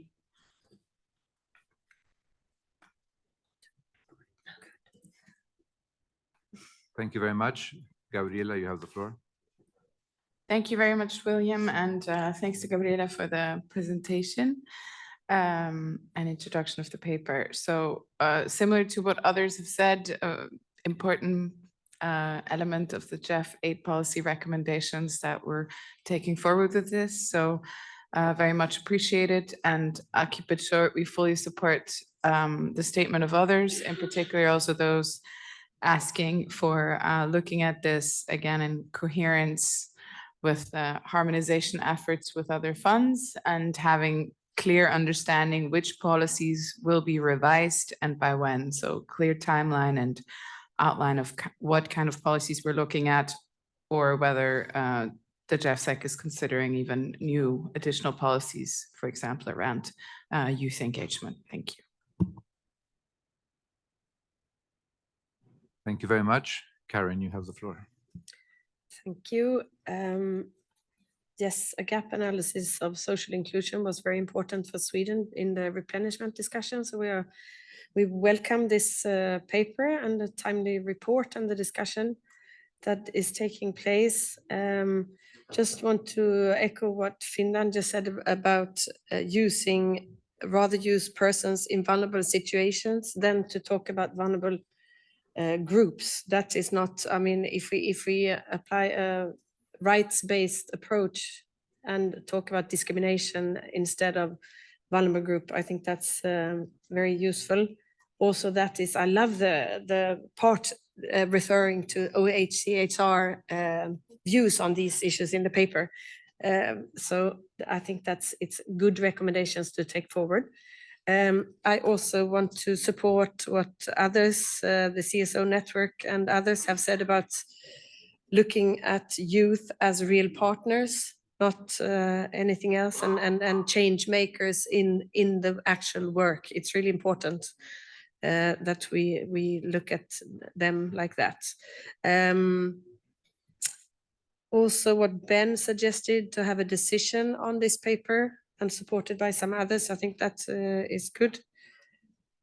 And I think that moving forward, it's good to also be a bit more explicit and have some, what are the next steps? How do we go forward in working on these? And also somebody's mentioned how we work with other funds on these issues is very important. Thank you.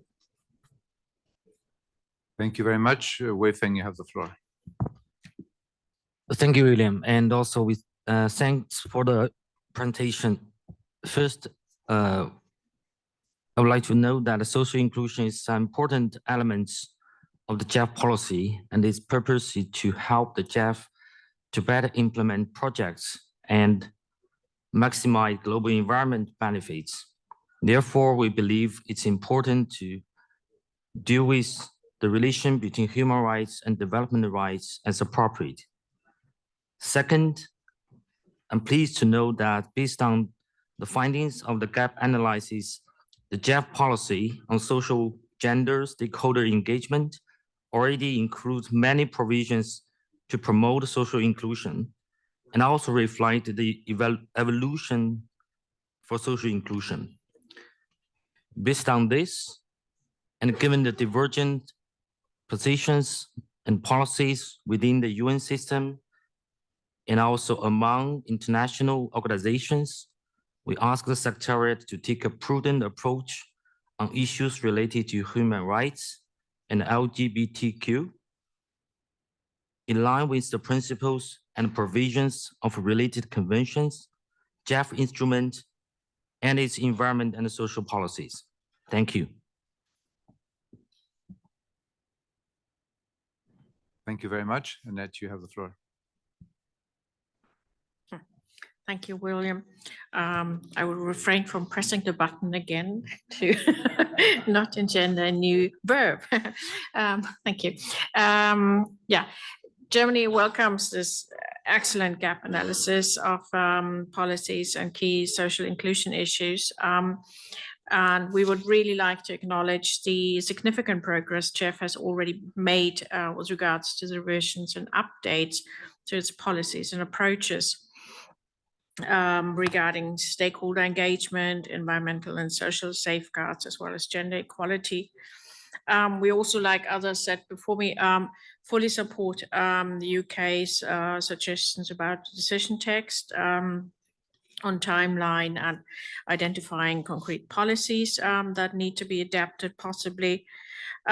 Furthermore, we would like to encourage the GEF Secretariat to explore the potential benefits of establishing a small informal working group on gender, particularly, to facilitate exchange and new developments and portfolio trends. I mean, very much appreciate what you just said about OHCHR. I started my working life as a human rights lawyer, so yes, very much, yes.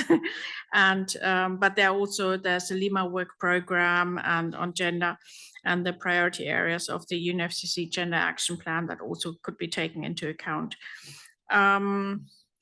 We also applaud the efforts of the GEF Secretariat to enhance the inclusion of disadvantaged groups in decision-making processes and project implementation.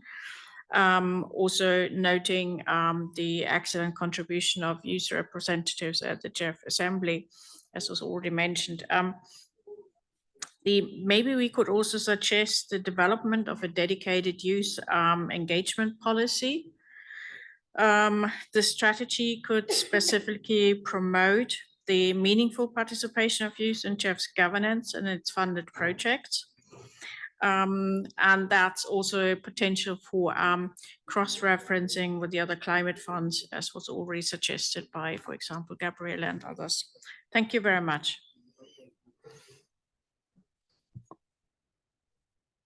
Thank you very much.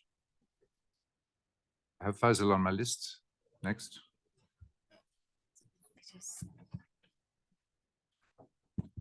Hello, good afternoon. Thank you very much. This time I'm going to say Faisal the Hustle. My name is Dora Kujo, Senior Operations Officer. I lead the governance and stakeholder engagement work for the Climate Investment Funds.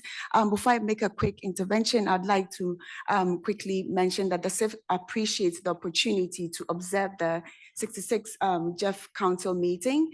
As a counterpart multilateral climate fund, the CIF applauds this joint efforts of the GEF, the GCF, and the Adaptation Fund to enhance access and increase impact as endorsed by the heads of the funds at the COP28 through the joint declaration. For me, attending and observing your council meeting is integral to strengthening collaboration, exploring areas of operational complementarity, promoting knowledge exchange across the funds. In my capacity as a CIF program lead for governance and stakeholder engagement, I believe this opportunity will lend to our collective efforts to enhance efficiencies and streamlining of our respective delivery models with a view of strengthening impact of our collective recipients. Let me quickly note that very pleased that Ms. Shiz Aoki and Mr. Filippo Berardi will be also attending the CIF's Trust Fund Committee meetings, an opportunity to also provide a space for exchange of knowledge. Specifically to the paper that is being described, I would like to duly use this opportunity to reflect on the timeliness in view of using that as a space for enhancing transparency and inclusivity in the delivery of GEF's programs. From the Climate Investment Fund's standpoint, we've been making an intentional effort to enhancing the space for youth inclusion, both in the design and the delivery of our programs. I'm very happy to say that through a global series of dialogues, we've been able to identify priority areas of interest for youth, and that is providing us the space to partner with them, both in enabling the spaces for the engagement around issues on our governance, enhancing space for climate entrepreneurship, promoting that space for networking, and improving room for governance. So this is specifically to say that we'll be more than pleased to share our experience to date and how we have been intentionally engaging with youth, specifically on issues on gender. Also happy to say that the climate investment funds will be more than pleased to provide our lessons learned so far on that space of disability inclusion. So acknowledging the study again, acknowledging how relevant it is to promoting that the spaces of transparency and inclusion, and then also happy to be able to bring our experiences in a more cross-fund collaboration, a space for knowledge exchange. Thank you very much. Thank you very much. Yes, I see you're using the same microphone because of where you're sitting, but you are speaking on behalf of the CIFs, which is different. Abby is next. You have the floor. Thank you, William. I can be brief. We were interested to see in the paper that there are not major gaps in GEF policies and guidelines pertaining to social inclusion, but there's certainly room for improvement, and it's worthwhile to consider emerging good practices and suggestions, and how to take this work forward. I just want to reiterate the position that I took on the earlier paper, which is that given this effort on harmonization across the funds, we need to be mindful of thinking through any changes in a way that enhances that process of harmonization, and also obviously takes into account and changes that the implementing agencies themselves may already have in the works. Thank you. Thank you very much. Laura Bermúdez, you have the floor. Muchas gracias, William. Y muchas gracias a la Secretaría por este documento. Nuestra circunscripción quiere apoyar el esfuerzo que han realizado de analizar de manera integrada varios documentos, políticas y temas que hemos venido trabajando a lo largo de varios años en este fondo. Creemos que la inclusión social responde también a importantes derechos como los derechos humanos, en particular la no discriminación, la participación, la transparencia, la rendición de cuentas. Todo esto en línea con el acuerdo de Escazú, que ya también lo mencionaban desde la sociedad civil. El acuerdo de Escazú sobre acceso a la información, participación pública y justicia en temas ambientales en América Latina y el Caribe. En este sentido, la interacción con la sociedad civil y promover la participación en general de la sociedad civil y especialmente de los jóvenes, como hemos dicho, como agentes de cambio, es fundamental en estos procesos. Creemos que la articulación de todas estas disposiciones, no solamente en los diferentes fondos, como ya se ha mencionado, que creo que es importante, también debe hacerse desde las mismas convenciones ambientales. Tenemos estrategias y planes de acción en género, en juventud, en las diferentes convenciones, de manera que es importante que se articulen desde allí y podamos a la hora de implementar o diseñar o implementar proyectos específicos ambientales, articular todas estas políticas y disposiciones. Por supuesto, todo el tema de movilización social y participación de la sociedad civil, de las mujeres, de la población LGTBIQ+, y de los jóvenes va a ser fundamental para Colombia en la COP16 de biodiversidad, y todos pues estarán invitados a ser parte de esta gran movilización social por la biodiversidad. Gracias. Muchas gracias.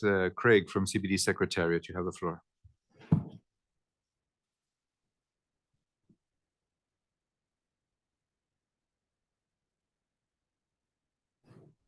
Thank you, Chair.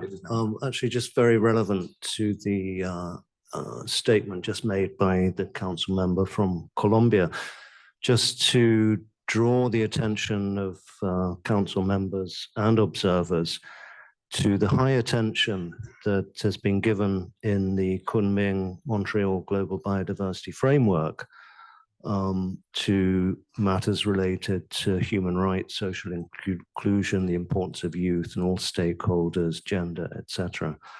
And in that respect, many parties would be expected to be reflecting these aspects of the GBF in their updated and revised national biodiversity strategies and action plans. Thank you, Chair. Thank you very much. that seems to finish the list of speakers. So Gabriela, back to you. Thank you, Chair, and thank you everyone for the appreciation of the paper and the analysis and the findings, and really your thoughtful reflections on the findings and what we've presented, and additional guidance of priorities and considerations moving forward. So I'm not going to go into answer each of your comments, but let me just highlight a couple of things that we've heard.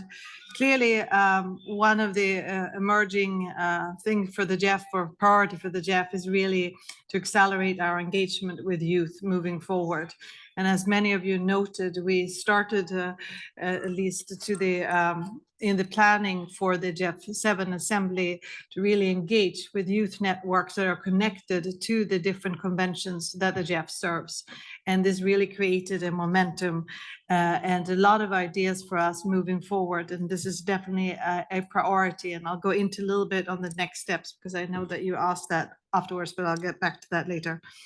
And then the other point that I wanted to highlight was, and that maybe my first point there was very much highlighted actually in the end by Laura and the CBD on the links to the conventions. And this is something that we work on both when it comes to gender equality. We work with the gender focal points of the secretariats. We work very closely to connect with that, and the similar we have done with youth and other things. So I think that is, the way that we have really positioned this work, in addition to working, of course, closely with agencies, experts in this areas as well.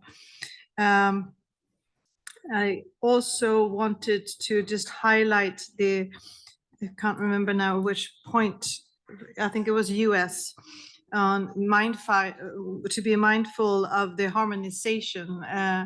And I do think this is an important point. There's also another important point that is important in terms of identifying and addressing any sort of potential gaps or weaknesses, is the issue of that not all of the issues that we have highlighted lends themselves best to update policies and guidance, but it does, again, as we told on other topics, really these kind of sharing good practices, working with agencies, working with our partners, and utilizing platforms that we have already available, like our extended constituency workshops, introduction seminars, and all of these in the GEF Gender Partnership and other platforms, to really familiarize and learn from different organizations on what they're doing. And in that vein, I really much thank Dora from GEF to extending a hand for collaboration. And we have already done some of this work as part of our work on the GEF Gender Partnership, really engaging with both with DCF and CIF, and we very much welcome that. Clearly is, again, a lot of learning going on. So I just wanted to say that. Let's see, and I do take full note of this issues of vulnerable person versus persons in vulnerable situations. I do believe that when the policies were developed in 2017, that was sort of the way that we talk about it. And as we go, a lot of these issues are like the way that we discuss them evolve over time. And I do think that that is one of those things that we should be cognizant of. And also thinking what you said from Moldova, of the situation in the world right now, that there are many persons in vulnerable situations around this world. Explicitly, and I will end there before handing over to the chair, on next steps to address some of these areas of considerations, as I call them, and not gaps, but areas of consideration and findings that we have had in the report. I mean, clearly, one of the first thing, as you heard Claude in an earlier session, and the reorganization, is a creation of the partnership division within the Secretariat that's going to focus, its focus is on gender equality, youth, indigenous peoples, and civil society, and to really work on expanding the scope and scale of the small grants program moving forward as one of our financial mechanisms or financial model to get financing, technical support, and capacity building to local communities worldwide. So that is one of the first, I think, step. We are considering and discussing internally on a youth engagement strategy and other strategies to not only push youth together, but also to really enhance our broader engagement on all of both in terms of gender equality, civil society engagement, youth and indigenous peoples. So we that is one of the things that we have, I think, created a good momentum following the assembly with a lot of different new partners. And I think this is really an opportunity for us to make new partnerships with youth networks and other networks out there. So I hope that I answered most of your questions. And with that, I hand over and to see if there's any other additional. Thank you, points. Gabriela. Thank you. I think that Verona wants to react to some of the comments. Yeah. Verona, over to you. Let me introduce Verona. She's the gender specialist. You know her. Okay. Thank you so much, Chair. I am not particularly prepared for this, but I'm just really happy to hear all of the support for strengthening the consideration of gender and your appreciation for the report that we prepared, which is an informal document. But just on particularly on the points that were mentioned today, I very much support what was highlighted about the term people in vulnerable situations, and we apologize if that was an oversight on our part to have left it there. But we acknowledge that indeed the right terminology is people in vulnerable situations. And going forward, we will make sure that we will be using this. And in the context of our broader social inclusion strategy going forward, I support also the acknowledgement from the council members on the use of non-discrimination as the overarching approach, and also aligning it with SDGs, leaving no one behind. We are cognizant of that. And the point on monitoring and reporting, in particular, the gender dimensions, as mentioned by some council members here, this is also one of our way forward, which is incorporated in our information paper document. And then on the mention on the COP, how we are aligning our work with the COPs, Gabriela already mentioned that, and with Carlos Manuel's guidance, of course, we are cognizant that we have to make these synergies responding to COP guidance, including on gender, and also making sure that the projects, when they are relevant, reflect those guidance from the COPs. And finally, just the point on the GEF Gender Partnership that Gabriela mentioned. If some of you are not aware, there is this platform that gathers the gender focal points of implementing agencies and the gender focal points or program officers of the MEAs that the GEF serves. And this is an active platform, and we're really making sure that we utilize them for the points that you have mentioned, to share best practices, gather lessons learned from there, and including on issues that are in the paper, and the points that you've mentioned about broader social inclusion. I've had a little discussion with some of the agencies here, and there's scope for learning from best practices from agencies, and that we will make sure that we will be reflecting those best practices and lessons learned for the work going forward on this one. Thank you. Thanks to Verona, to Gabriela. Thanks to all council members, CSO Network. Dora, thanks for your presence here. We're delighted to see you here. And it's great to hear the strong support for this important topic from all council members, and particularly with the follow-up on this one. I will apply the same process as I did, if you all agree with this, in the previous agenda item. I will apply what I will call the Ben Green principle. One is, it is recommendable to have a decision. And the second component of that principle, and I quote him, the decision does not need to be complex.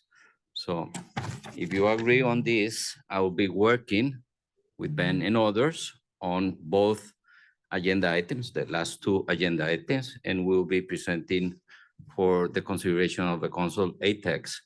So there is a decision associated to both agenda items. Also, I would like to inform that we're still working on the final details of agenda item number 5, streamlining the GEF project cycle.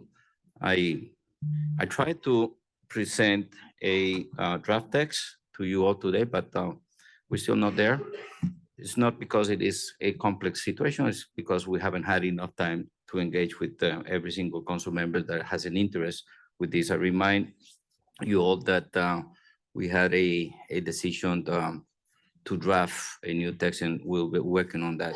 So I hope I can be able to present 3 texts for your consideration tonight. And then I will include this agenda item once more tomorrow. I will try to do it before lunch and after the agenda item 16, which is relationship with the conventions and all international institutions. There are some people who are going to join online from other continents, and I would like to keep the agreed time that we agree with them, so I can be able to go through tomorrow's agenda in the morning. And I hope that I can bring these 3 agenda items for your consideration for tomorrow before lunch. Good, thanks. With this, I would like to conclude today's session. I'll pass it over to William to see if we have some final housekeeping indications. Thanks to everyone. Thank you very much. Have a very nice evening, and we'll see you tomorrow morning, same time, same place, same channel. Thank you.